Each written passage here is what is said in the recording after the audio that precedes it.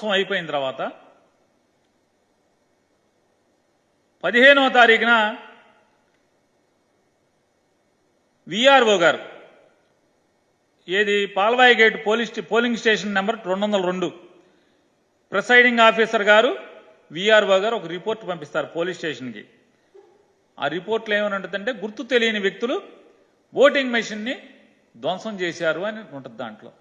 దాంట్లో ఎక్కడా కూడా పిన్నెల్లి రామకృష్ణారెడ్డి ఎమ్మెల్యే వచ్చి ధ్వంసం చేశాడని పోలింగ్ ఆఫీసర్ కానీ ప్రిసైడింగ్ ఆఫీసర్ కానీ లేదా స్థానిక విఆర్ఓ కానీ పాల్వాయి గేట్ విఆర్ఓ కానీ ఎక్కడా మెన్షన్ చేయరు.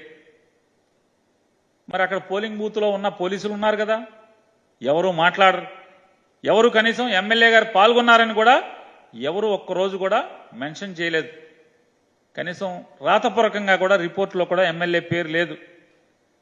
మరి ఇంకొక ముఖ్యమైన విశేషం అందరూ గమనించాల్సింది, ఏదైతే ఇవాళ పాల్వాయి గేటులో పోలింగ్ స్టేషన్ నెంబర్ 202లో ఎమ్మెల్యే పిన్నెల్లి రామకృష్ణారెడ్డి గారు పోలింగ్ మెషిన్ ఏదో ధ్వంసం చేశారని చెప్పని ఇవాళ పేపర్లు టీవీలు అల్లరి చేస్తున్నాయో, అక్కడ పోలింగ్ ఏమన్నా ఆగిందా?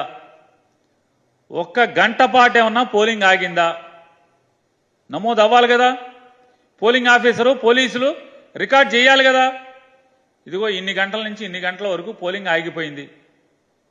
ఆగిందా? నమోదయ్యిందా? రికార్డ్ అవ్వాలి కదా. లాగ్బుక్లో ఉదయం 7 గంటల నుంచి సాయంత్రం పోలింగ్ మూసే వరకు, అది రాత్రి అవని 5 గంటలకు అవని, అది 6 గంటలకు అవని, లేదా 7 గంటలకు అవని, 8 గంటలకు అవని, చివరి ఓటర్ ఓటేసేంత వరకు కూడా ఏదన్నా సంఘటన జరిగితే పోలింగ్ మెషిన్ పనిచేయటం ఆగిపోతే రిపేర్ వచ్చినా రాయాలి కదా. రాశారా? ధ్వంసమైన పోలింగ్ ఆగిపోయినంటే పోలింగ్ ఆగలేదు, పోలింగ్ ప్రక్రియ ఆగలేదు, పోలింగ్ శుభ్రంగా జరిగింది. 15వ తారీఖున ఎఫ్ఐఆర్ కడతారు. 15వ తారీఖున ఎఫ్ఐఆర్ ఎవరి ద్వారా ఏమని కడతారు? గుర్తు తెలియని వ్యక్తులు వచ్చి పోలింగ్ మెషిన్ని ధ్వంసం చేశారు అని చెప్పని. ఎవరు? విఆర్ఓ గారును ప్రిసైడింగ్ ఆఫీసర్ గారు. కానీ ఎప్పుడు కట్టాలి? మెషిన్ ధ్వంసం అయితే ఏ తారీఖున కట్టాలి? 13వ తారీఖునే కదా కట్టాల్సింది. అదే రోజు సంఘటన జరిగిన వెంటనే కదా. రూట్ ఆఫీసర్ ఏమయ్యాడు? రూట్ ఆఫీసర్ రావాలి కదా. ధ్వంసం అవగానే ప్రిసైడింగ్ ఆఫీసర్ రూట్ ఆఫీసర్కి ఆర్ఓకి కంప్లైంట్ చేయాలి కదా. జిల్లా ఎన్నికల అధికారి కంప్లైంట్ చేయాలి కదా. వెంటనే పోలీసు రావాలి కదా, ఎస్పీ రావాలి కదా. ఎవరు రారు. ఎవరి దగ్గర రికార్డ్ అవ్వదు, ఎవరి దగ్గర రిజిస్టర్ అవ్వదు. కనీసం 13వ తారీఖు ఎఫ్ఐఆర్ కూడా అవ్వదు, కంప్లైంట్ ఉండదు 13వ తారీఖు. మరి ఎమ్మెల్యే నిజంగా ధ్వంసం చేస్తే మరి 13వ తారీఖున ఎఫ్ఐఆర్ ఎందుకు కట్టలేదు? ఎందుకు రిపోర్ట్ చేయలేదు? పోలింగ్ ఆగినట్టుగా ఎక్కడా కూడా మీ లాగ్బుక్లో, ఆ ప్రిసైడింగ్ ఆఫీసర్ లాగ్బుక్లో ఎందుకని నోట్ చేసుకోలేదు? పోనీ టీడీపీ ఏజెంట్లు ఏమన్నా కంప్లైంట్ చేశారా? రాతపూర్వకమైన కంప్లైంట్ ఉండాలి కదా. దాంట్లో టీడీపీ ఏజెంట్లు ఉన్నారు కదా, లేదు కదా. మరి 13వ తారీఖున ఎఫ్ఐఆర్ ఎందుకు కట్టలేదు? కంప్లైంట్ ఎందుకు జరగలేదు?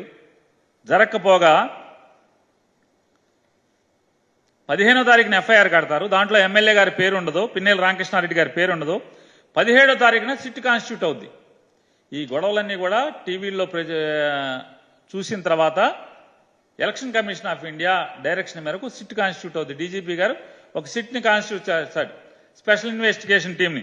17వ తారీఖే సిట్టు మాచర్ల, అనంతపురం, తిరుపతి అన్ని వెళ్ళిపోతుంది. అక్కడికి క్షుణ్ణంగా అన్ని ఊర్లు వెళ్తారు. గొడవలు జరిగిన అన్ని చోట్ల విచారణ చేస్తారు, క్షుణ్ణంగా అధ్యయనం చేస్తారు. 18వ తారీఖున సిట్ వచ్చి మాచర్ల వెళ్ళొచ్చి డీజీపీ గారికి ఒక రిపోర్ట్ కూడా ఇస్తారు. ఎక్కడా వీటిలో 13వ తారీఖున ఇన్సిడెంట్ రోజు ఎఫ్ఐఆర్ అవ్వదు. 15వ తారీఖు ఏమో ప్రిసైడింగ్ ఆఫీసర్ తాపీగా ఏదో చుట్టాలింటికి పెళ్లికి వెళ్ళి వచ్చినట్టుగా ఆ రోజు కంప్లైంట్ ఇచ్చాడంటారు, విఆర్ఓ ఇచ్చాడంటారు. దాంట్లో గుర్తు తెలియని వ్యక్తులు అంటారు. అంటే ఎమ్మెల్యే ఎవడో తెలీదా?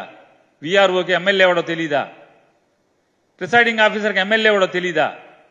నిజంగా మరి బదలు కొట్టుంటే మరి ఎమ్మెల్యే పేరు ఉండదు. 17వ తారీఖు సిట్ వెళ్ళింది కదా, మరి ఐపీఎస్ ఆఫీసర్లేగా ఏదోటి అక్కడ ఏం జరిగిందో పగలేద్దామనే కదా వెళ్ళారు. మరి ఎమ్మెల్యే వీళ్ళు సిట్ వెళ్తే ఎమ్మెల్యే పేరు ఏమన్నా దాంట్లో జరిగింది ఎవరన్నా చెప్పారా? కొన్ని సిట్టోళ్ళు వచ్చి 18వ తారీఖున డీజీపీకి ఇచ్చినట్టు దాంట్లో ఇట్లా ఎమ్మెల్యే మెషిన్ బాధలు కొట్టాడండి అని చెప్పి ఎప్పుడు దాంట్లో చెప్పారా? మీడియాకి కూడా మీ అందరికీ కూడా సిట్ వాళ్ళు మీకు ఒక ఇది ఇచ్చారు. వాళ్ళు గమనించినటువంటి డీజీపీకి ఇచ్చినటువంటి ప్రిలిమినరీ రిపోర్ట్లో ఏమేమి అంశాలు ఉన్నాయో మీకు ఇచ్చారు. దాంట్లో ఎక్కడా కూడా ఓటింగ్ మిషన్లు పగిలినాయని కానీ, దాడి జరిగిందని కానీ, దాంట్లో ఎమ్మెల్యే పాల్గొన్నాడు, పిన్నెల్లి రామకృష్ణారెడ్డి గారు పాల్గొన్నాడని కానీ ఎక్కడా సిట్ ఇచ్చిన డీజీపీ గారికి ఇచ్చినటువంటి ప్రిలిమినరీ రిపోర్ట్లో ఎక్కడా లేదు. దానికి సాక్ష్యం మీడియాకి ప్రిలిమినరీ రిపోర్ట్లో ఏమేమి ఉన్నాయో మీడియాకి రివీల్ చేశారు. మరి ఎమ్మెల్యే నిజంగా పాల్గొంటే అది చాలా సెన్సేషన్ ఇష్యూ కదా. ఓటింగ్ మెషిన్లు బద్దలైపోతే చాలా సెన్సేషన్ ఇష్యూ కదా. అది ప్రపంచానికి తెలియదు కదా. మరి మీరేం చేశారు? మరి సిట్ కూడా ఏమీ ఇవ్వలేదు కదా. సిట్ కంప్లైంట్లో కూడా దాంట్లో ఎక్కడా లేదు.